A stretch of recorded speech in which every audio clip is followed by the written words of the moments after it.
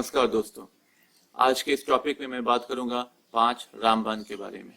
ये 5 वो रामबाण हैं कि अगर आपको कोरोना वायरस हो जाता है तो आप अगर इसको प्रैक्टिस करते हैं तो ये आपको कोरोना वायरस से हराने में काफ़ी ज़्यादा मदद करता है।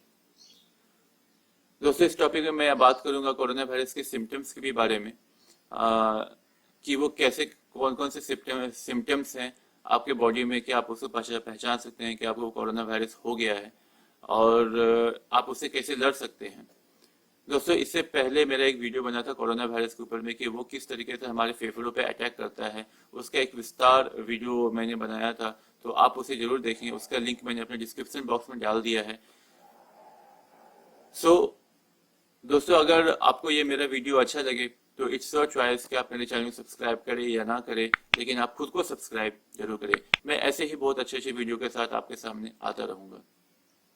दोस्तों, अगर हम सिम्टम्स के बारे में बात करें तो जो कोरोना वायरस है, मैंने पिछली वीडियो में जैसे बताया था कि हमारे जो सांस प्रणाली है, सांस प्रणाली के थ्रू हमारे बॉडी में वो इंटर करता है, और वो जब इंटर करता है तब उसके बाद आपका जो पहला जो इन्फेक्शन होता है आपका वो थ्रोट में इन्फेक्शन होता है। क्योंकि आपका ये जो थ्रोट होता है, आपका फूड पाइप और आपका जो विंड पाइप है वो यहाँ पे दोनों सेम होता है, यहाँ तक सेम होता है, उसके बाद वो दोनों अलग अलग हो जाते हैं। तो यहाँ पे जब आपका इन्फेक्शन होता है तब आपके बॉडी का जो व्हाइट ब्लड सेल है वो यहाँ पे उससे लड़ने के लिए आता है। तो जो व्हाइट ब्लड सेल है आपका, बेसिकली जो बाहर से कोई भी वायरसेस अगर आ रहे होते हैं तो उसको हराने के लिए, उसको मारने के लिए व्हाइट ब्लड सेल आपका मजबूत होना चाहिए।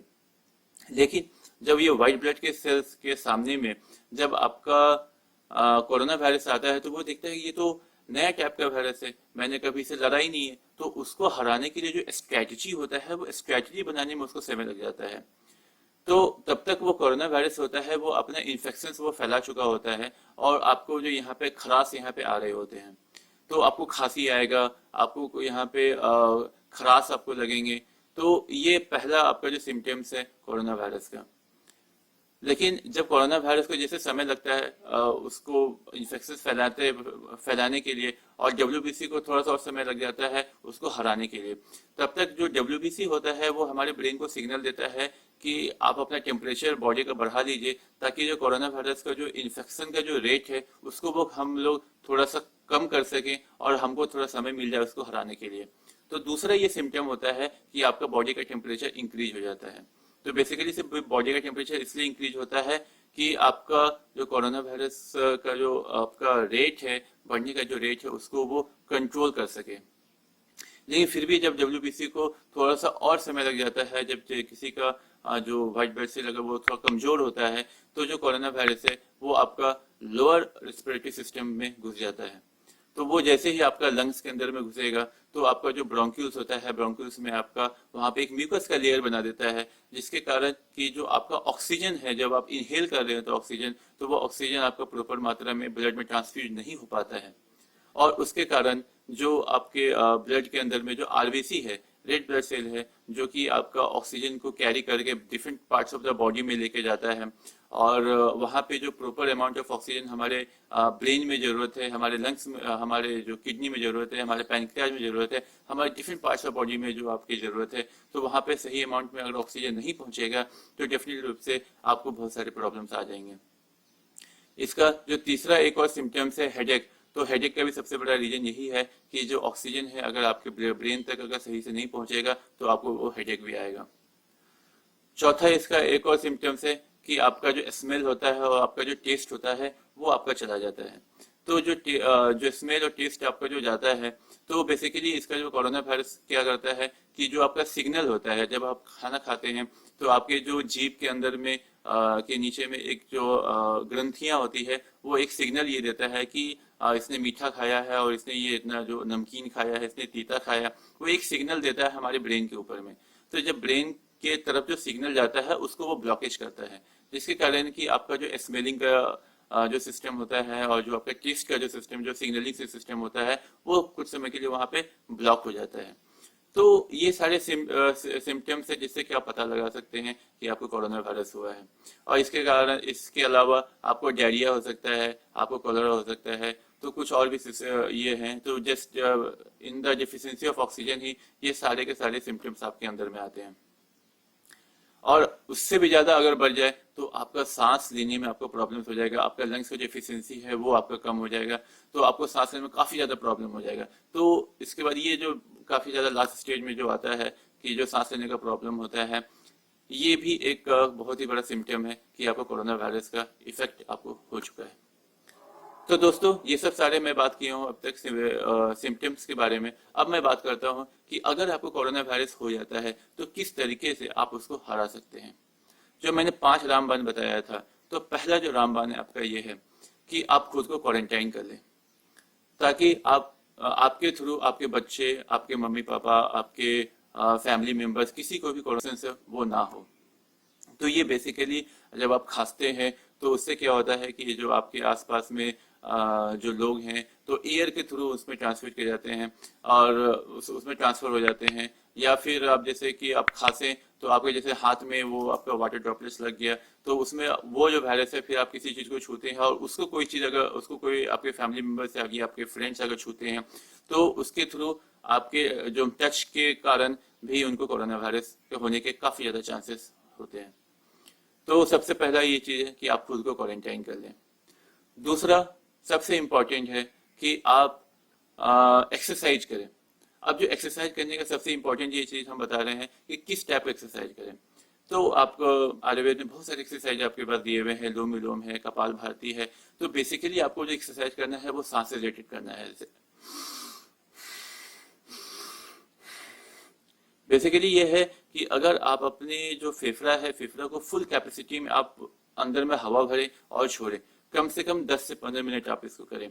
इससे क्या होगा कि आपका जो ब्रोंक्यूल्स है, जो उसका जो छेद होता है वो आपका खुलेगा और जो आपका जो एफिशिएंसी है और भी अदर ब्रोंक्यूल्स है जो कि आप कभी एक्सरसाइज नहीं करते थे तो उसके कारण वो भी ये सारे बंद हो जाते हैं। तो आपका जो वो सब सारे ब्रोंक्यूल्स खुलेंगे तो आपका जो डिफ्यूजन ऑफ ऑक्सीजन होता है वो ब्लड में बढ़ जाता है, तो जिसके कारण कि आपका एफिशिएंसी बढ़ेगा, आपका लंग्स का कैपेसिटी बढ़ेगा, तो फिर आपके ब्लड के अंदर में जो ऑक्सीजन का मात्रा जो डिफ्यूज हो रहा है वो बढ़ेगा, तो आपको ऑटोमेटिक बॉडी में रिलैक्स काफी ज्यादा मिलेगा। तीसरा सबसे इंपॉर्टेंट थिंग, खाना। आप जो भी खाना खाएं वो सही से खाना खाएं। और क्या खाना खाएं, तो अगर हम बात करें तो सबसे इम्पोर्टेंट है कि आप अपने खाने में विटामिन सी, जिंक और फ्रूट्स आप इसको हमेशा लें। तो सुबह के टाइम पे आप हमेशा फ्रूट्स लें। तो और साथ में आप जैसे कि कोई भी ऐसे आप आंवला हो गया, संतरे का जूस हो गया, तो जो खट्टे वाली जो चीज़ होते हैं आप उसको जरूर लें। ये सबसे ज़्यादा इम्पोर्टेंट है क्योंकि विटामिन सी और जिंक का देखिए सबसे बड़ा मेन जो फंक्शन है ये है कि जैसे कि आपका डब्ल्यूबीसी होता है, आप ये देख सकते हैं जो डब्ल्यूबीसी है वो आपके अंदर में है, वो एक सैनिक की तरह होता है जो कि बाहर से कोई भी दुश्मन आता है उसको वो हराने के लिए सक्षम होता है, उसको वो हराते रहता है। लेकिन जब कोई नया वायरस आता है, जब कोई न्यू टाइप का आता है, उसको और थोड़ा एडवांस बनाना पड़ता है। तो उसको अगर हम बोले तो उसको और एडवांस वेपन्स और उसको हम और भी ज़्यादा क्षमता बढ़ाते हैं, उसका स्ट्रेंथ हम बढ़ा देते हैं, तो जिसके कारण कि वो और भी ज़्यादा पावरफुल हो जाता है और सामने में जो भी आपका वायरसेस होते हैं उसको वो हरा सकता है। तो विटामिन सी, जिंक सबसे ज़्यादा इम्पोर्टेंट है खाने में, जो कि आपको डेली डाइट में लेना होगा। उसके बाद जो सबसे इम्पोर्टेंट चीज़ है सूर्य की किरण। आप सूर्य की किरण में कम से कम 15 मिनट टू 30 मिनट्स आप सूर्य की किरण में रहें। उससे सबसे इम्पोर्टेंट चीज़ ये होगा कि आपका जो बॉडी का जो इम्यून सिस्टम है वो आपका इंक्रीज होगा। वो कैसे इंक्रीज होगा, क्योंकि मैंने पिछले वीडियो में मैंने आपको ये भी बताया था कि in the presence of sunlight, जब आपके बॉडी के ऊपर में जब सनलाइट पड़ता है तब आपकी बॉडी के स्किन के अंदर में जो 7 डिहाइड्रोकोलेस्ट्रॉल है वो आपके बॉडी में जो HDL है उसको वो विटामिन डी में कन्वर्ट करता है, और वो जो विटामिन डी होता है वो कैल्शियम को एब्जॉर्ब करता है और फिर वो फर्दर आपके बोन्स को वो बनाता है और बोन्स को और भी ज़्यादा मजबूत वो करता है। अब जैसे आपका बोन अच्छा होगा तो आपका जो बोन मैरो हो वो भी बहुत अच्छा होगा, और जो मेन सोर्स है आपका फॉर्मेशन का ब्लड का वो आपका जो बोन मैरो ही है। और जब बोन मैरो आपका सही हो जाएगा और जब आपका ब्लड आपका बहुत ही अच्छे ढंग से बनेगा तो डेफिनेटली रूप से आपके जो ब्लड का जो WBC काउंटिंग है और जो RBC काउंटिंग है वो बढ़ जाएगा, और आपका जो इम्यूनिटी है वो ऑटोमेटिक आपका इंक्रीज हो जाएगा। तो कम से कम 15 से 30 मिनट आप डायरेक्ट सनलाइट में जरूर रहें। चौथा सबसे इम्पोर्टेंट थिंग है आपका खाना खाने का समय। जो आपका खाना खाने का समय है, तो खाना खाने का समय आप शाम को 7 बजे से पहले खाना खा लें, और 7 बजे के बाद शाम में, उसके बाद अब आप सोने जाएंगे तो उसके बाद अगला मॉर्निंग में आप कम से कम 10 बजे के आसपास खाना खाएं। तो ये जो टाइम ड्यूरेशन मैं इसलिए बता रहा हूँ क्योंकि बॉडी को रिकवर करने के लिए समय चाहिए। तो उसके लिए आपका जो टाइम ड्यूरेशन है वो होना चाहिए कि बॉडी खुद पे खुद एक रिकवरी एजेंट होता है, खुद ही अपना एक डॉक्टर होता है और वो खुद से अपने आप को रिकवर कर सकता है। तो उसके लिए एक टाइम शेड्यूल चाहिए कि मेरे को इतना समय चाहिए कि हम अपने बॉडी को रिकवर कर सकें। तो अप्रोक्सीमेटली ये 15 आवर्स होते हैं कि आप अपने बॉडी को रिकवर कर सकते हैं। तो इसके लिए जो टाइम गैप होता है, अगर शाम को 7 बजे खाना खाते हैं और सुबह में 10 बजे खाना खाते हैं, तो ये जो टाइम गैप होता है ये काफ़ी होता है अपने बॉडी को रिकवर करने के लिए। उसके अलावा जो खाना खाने के लिए है, तो आप जैसे सुबह में फ्रूट्स खाते हैं, अब वैसे आप सुबह में फ्रूट्स ले सकते हैं, वो काफ़ी ज़्यादा अच्छा होता है। और उसके बाद फिर आप अपना जो नॉर्मल डाइट होता है, आप वो अपना जो नॉर्मल डाइट खाएं। हाँ, लेकिन जो नॉर्मल डाइट में जो तेल वाली चीज़ है, आप उसको बिल्कुल ही नहीं खाएं।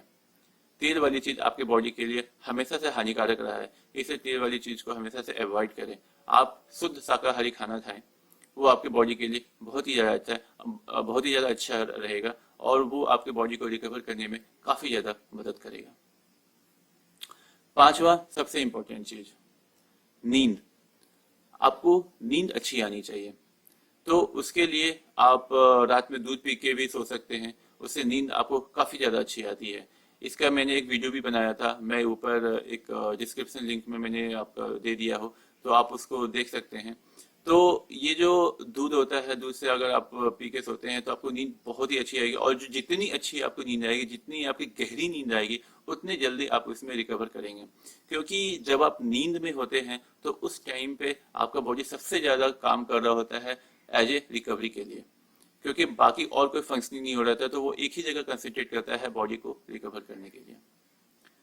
तो ये सब सारी बातें हैं, अगर आप नॉर्मल लाइफ में भी अगर आप इस चीज को करते हैं तो कोरोना वायरस क्या और भी कोई वायरस हो और भी कोई बीमारी हो, वो आपको छू के भी निकल जाएगी, आपको पता भी नहीं चलेगा।